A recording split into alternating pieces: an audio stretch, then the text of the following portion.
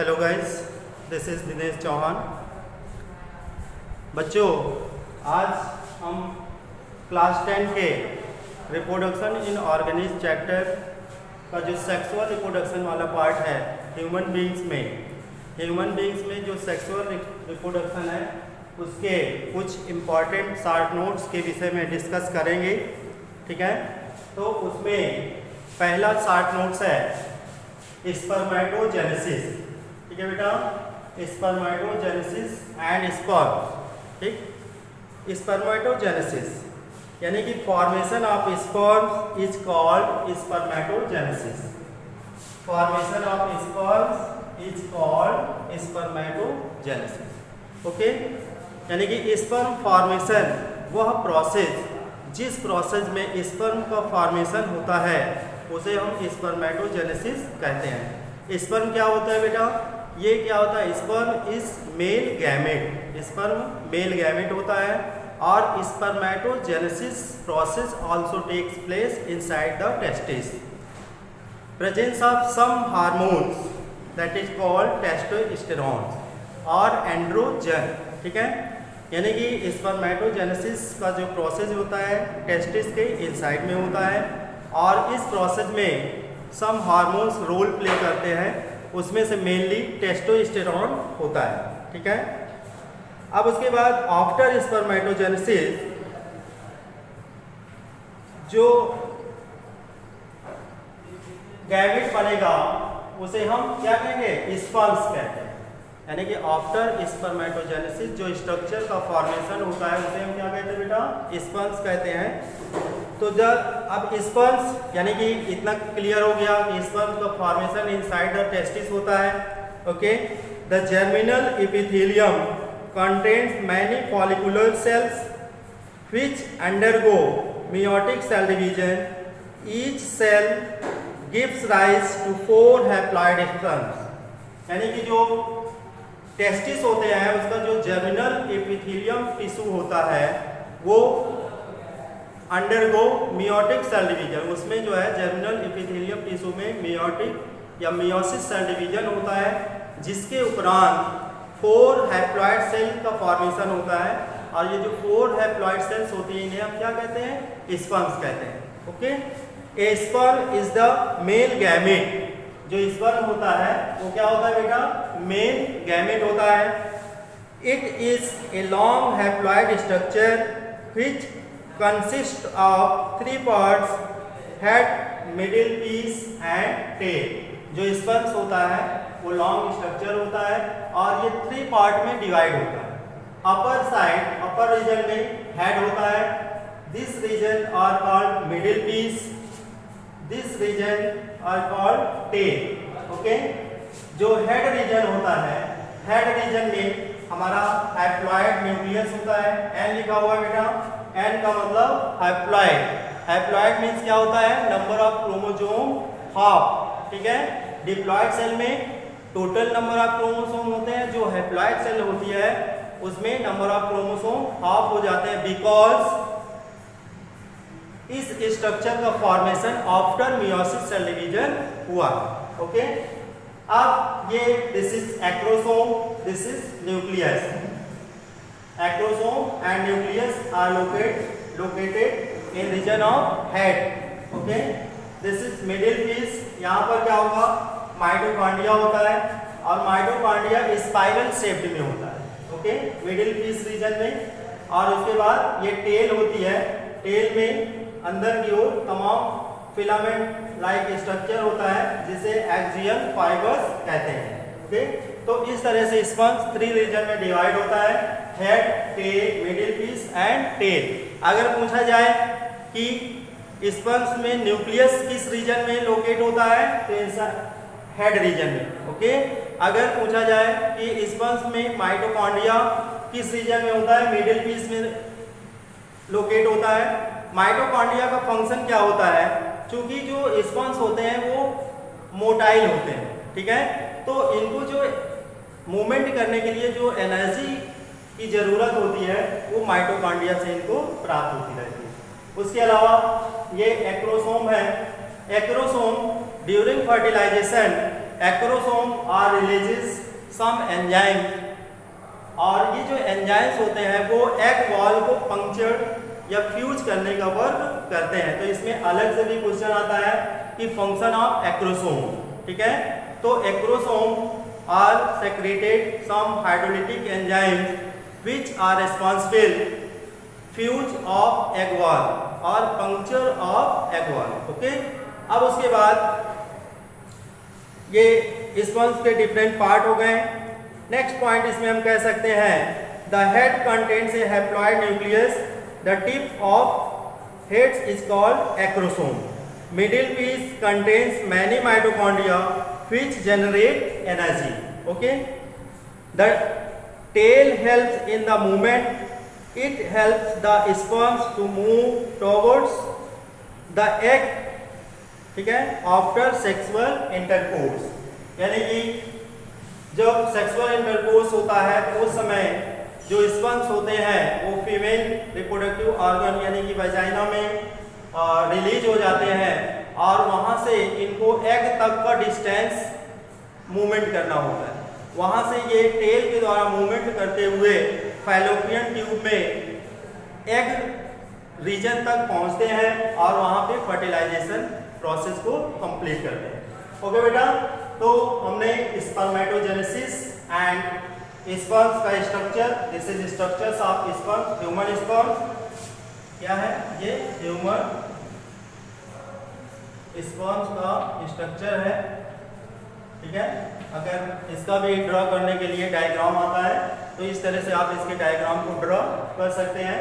फिर उसके बाद अब यानी कि स्पर्मेटोजेनेसिस प्रोसेस में हमारा जो मेल गैमेट है उसका फॉर्मेशन हो गया।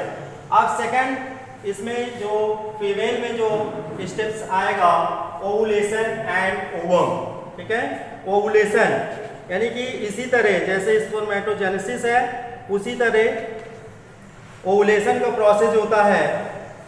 इसमें ovum represents the female gamete, it is a haploid cell which is produced in ovary inside the Graafian follicle. ये जो ओवम होता है ये भी हैप्लॉइड सेल होती है और इसका फॉर्मेशन इनसाइड ओवरी होता है और जिस प्रोसेस द्वारा होता है उसे हम क्या कहते हैं, ओवुलेशन कहते हैं, ठीक है। अब द नेक्स्ट पॉइंट इसमें हो जाएगा one ovum is release by ovaries every month in each menstrual cycle, this release of ovum is called ovulation. Menstrual cycle, menstrual cycle female में एक रेगुलर साइकिल होती है जो हर एक मंथ में होती है। ईच मेंस्ट्रुअल साइकिल में एक ओवम मैच्योर होकर के ओवुलेशन के प्रोसेस के द्वारा फैलोपियन ट्यूब में रिलीज होता है, okay. Ovum is surrounded by a thick layer called zona pellucida and many follicle cells that together from corona radiata, okay. Human egg is alecithal, it does not contain any yolk,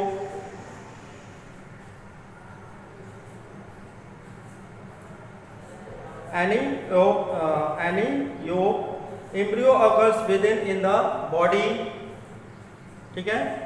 यानी कि जो human x होता है ये एलिसिथाइडल होता है, यानी कि इसमें योग नहीं होता है, ठीक है। योग न होने के कारण इसे एलिसिथाइडल कहते हैं, ठीक है।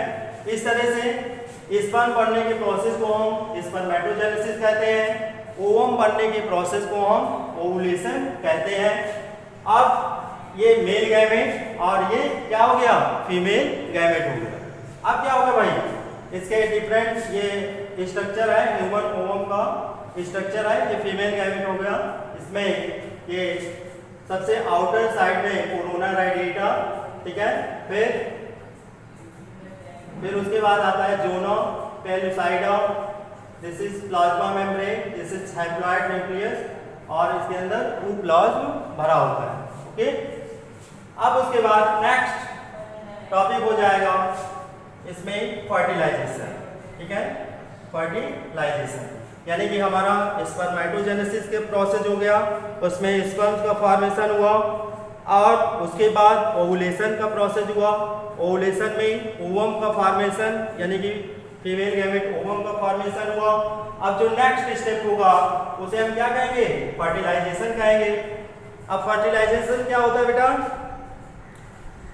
Fertilisation the fusion of male and female gametes is called fertilisation, यानी कि this is male gamete, this is female gamete, इनके दोनों के जो हैप्लॉइड न्यूक्लियस है इनका फ्यूज हो जाना, इन दोनों का एक साथ मिक्सअप हो जाना या मिल जाना, इस प्रोसेस को हम क्या कहते हैं, फर्टिलाइजेशन कहते हैं।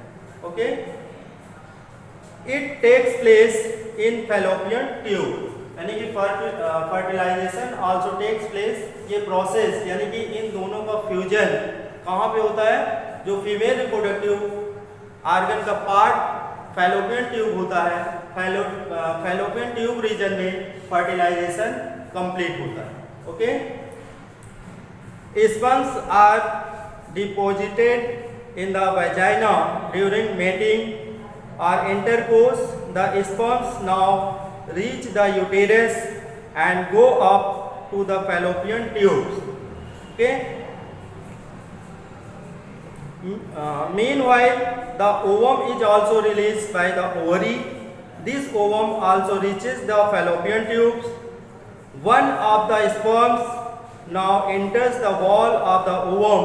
Enzymes called sperm lysine play important role in making this entry possible, ठीक है, यानी कि लाइसिन एंजाइम वहाँ पर रिलीज होता है और उसके पश्चात जो मेल का न्यूक्लियस है वो एग वॉल को फ्यूज करके उसके अंदर जो है इंटर कर जाता है और इसका न्यूक्लियस फीमेल गैमेट के न्यूक्लियस से मिक्स हो जाता है, मिल जाता है, फ्यूज कर जाता है और इस प्रोसेस को हम क्या कहेंगे, फर्टिलाइजेशन कहेंगे। ओके, अब उसके बाद जो नेक्स्ट इंपॉर्टेंट टॉपिक है, अब फर्टिलाइजेशन हो गया बेटा, फर्टिलाइजेशन के बाद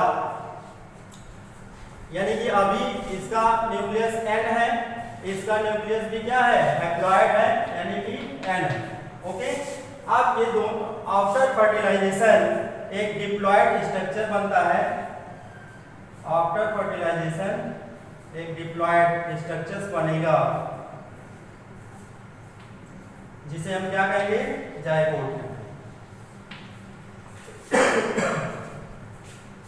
after fertilisation made of diploid structure also called zygote. ये डिप्लॉइड का मतलब 2n, ठीक है, यानी कि ये n था और ये n था, दोनों n मिल गया तो क्या बनेगा, 2n स्ट्रक्चर बनता है जिसे हम क्या कहेंगे, जाइगोट कहेंगे। उसके बाद फिर इसका सेल डिवीजन होता है, ठीक है, ये 2 सेल 4 सेल से यानी कि इसका माइटोटिकली डिवीजन होता है, यानी कि अभी 23 क्रोमोसोम इसमें थे, 23 क्रोमोसोम इसमें थे और दोनों के क्रोमोसोम मिल गए तो जाइगोट में कितने क्रोमोसोम हो जाएंगे, 46 हो जाएंगे, ठीक है। अब 46 क्रोमोसोम किसमें पाए जाते हैं बेटा, ह्यूमन बीइंग्स में होते हैं, ठीक है। तो ये ह्यूमन बीइंग्स की सेल बन गई। अब इससे कैसे चाइल्ड का डेवलपमेंट होगा तो आगे देखेंगे। यानी कि अब उसके बाद एक सॉलिड स्ट्रक्चर बनती है, आफ्टर मैनी सेल्स एक सॉलिड स्ट्रक्चर बनेगी जिसे हम मॉरुला कहेंगे, ठीक है।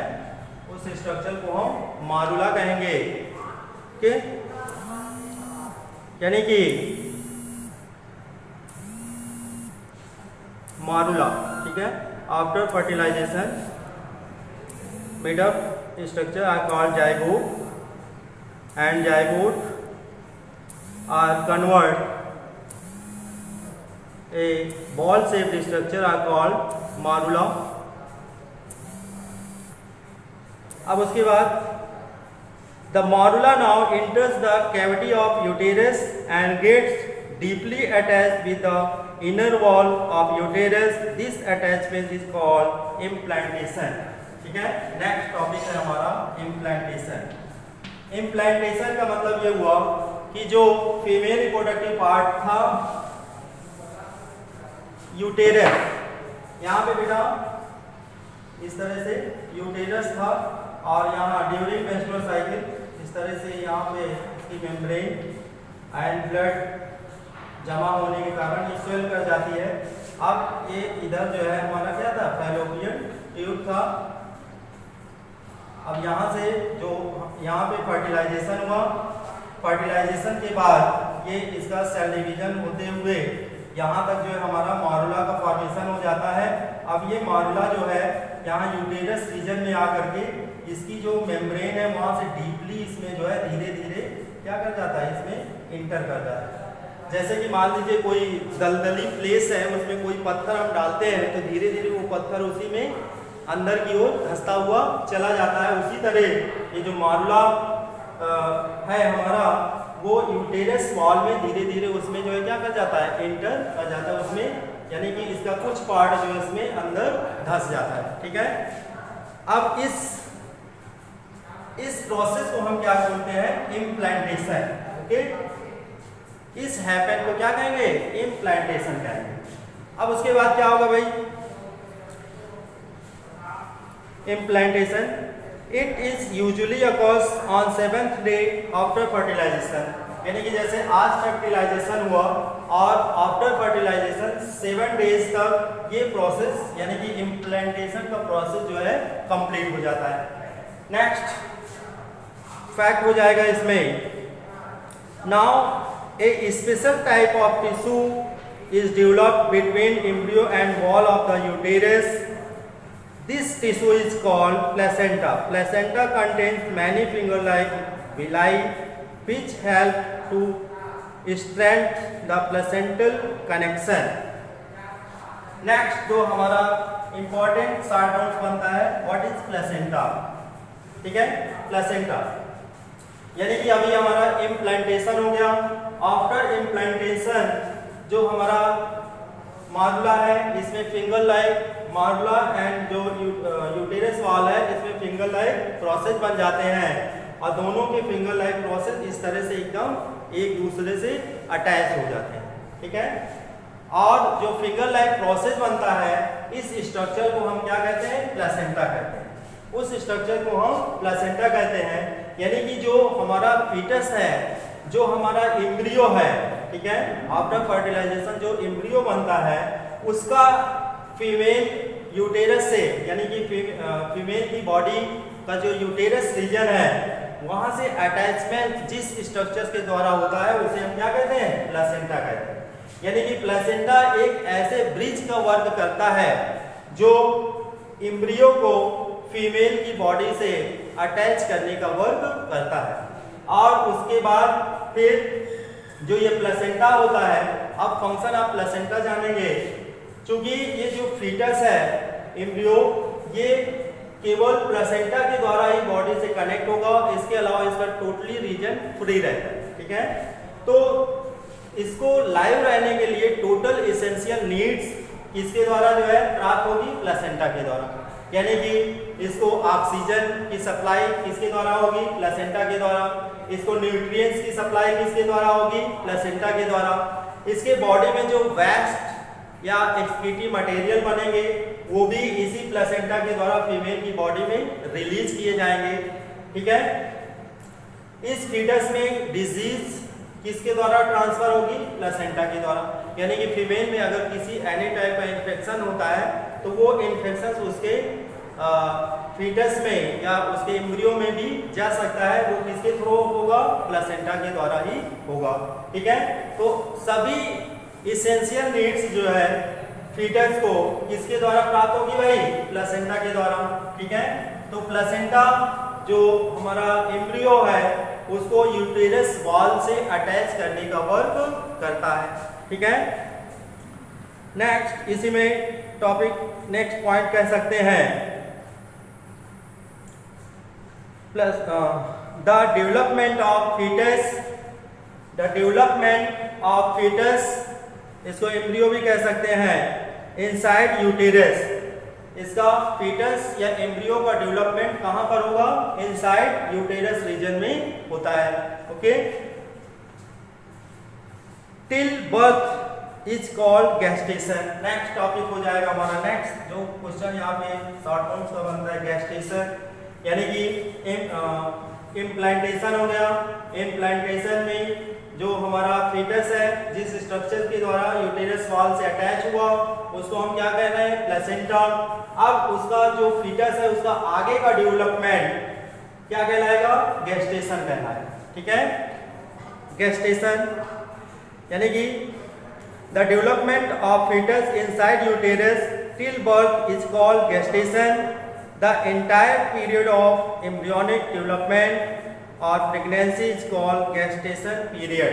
ठीक है, आफ्टर इम्प्लांटेशन चाइल्ड बर्थ तक, यानी कि जो न्यू बेबी बर्न करता है तो उस समय के पीरियड को, यानी कि अभी इम्प्लांटेशन से लेकर के चाइल्ड बर्थ तक का जो पीरियड होता है उसे हम क्या कहते हैं बेटा? गेस्टेशन कहते हैं।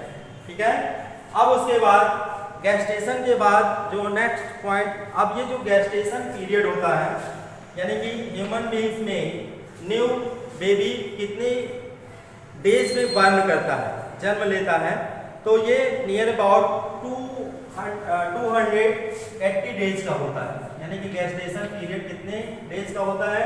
280 डेज का होता है। ठीक है, या इसको वीक्स में कन्वर्ट करना होगा तो अबाउट 40 वीक। ठीक है, या तो 40 हफ्ते वीक, या तो 280 डेज का गेस्टेशन पीरियड होता है। ठीक है, अब उसके बाद नेक्स्ट जो हमारा टॉपिक आता है पार्चुरेशन। ठीक है, चाइल्ड बर्थ को क्या कहते हैं? हम पार्चुरेशन कहते हैं। तो the coming out of the fully developed baby from the body of the mother after the completion of the gestation period is known as parturition और birth of baby। यानी कि इम्प्लांटेशन के बाद बेबी के birth तक का जो period होता है उसे हम गेस्टेशन कहते हैं। और जो 280 यानी कि 280 डेज के बाद आफ्टर गेस्टेशन जब चाइल्ड का बर्थ होता है, फुली डेवलप्ड चाइल्ड का जब बर्थ होता है, तो उस प्रोसेस हुआ या उस हैपन को हम क्या कहते हैं? पार्चुरेशन कहते हैं। पार्चुरेशन। फिर उसके बाद नेक्स्ट पॉइंट हम कह सकते हैं at the time of parturition uterus undergoes rapid contraction and relaxation, the vagina becomes highly dilated. This propels the baby outwardly. This is painful process. Such pains are called labor pains. यानी कि जब child का birth होता है तो उस समय जो बेबी है वो मूवमेंट करता है और जिसके कारण जो है वहाँ पर पेन की फीलिंग होती है और उस पेन को हम क्या कहते हैं? लेबर पेन कहते हैं। तब जो है इस लेबर पेन के अकॉर्डिंग जो डॉक्टर्स होते हैं वो टाइम जो है डिटरमाइन कर लेते हैं कि अब जो है लेबर पेन होने लगा है, अब जो है चाइल्ड का जो है पार्चुरेशन होना है, यानी कि बच्चे का जन्म होना है। ठीक है, finally baby comes out of the mother's body through vagina. After birth the placental connection umbilical cord is surgically detached. यानी कि जो स्ट्रक्चर्स था अम्बिलिकल कॉर्ड उसको जो है सर्जरी के द्वारा उसको जो है डिस्कनेक्ट कर दिया जाता है। तो बच्चों आज इस टॉपिक इस वीडियो में आपने बहुत सारे क्वेश्चंस को देखा।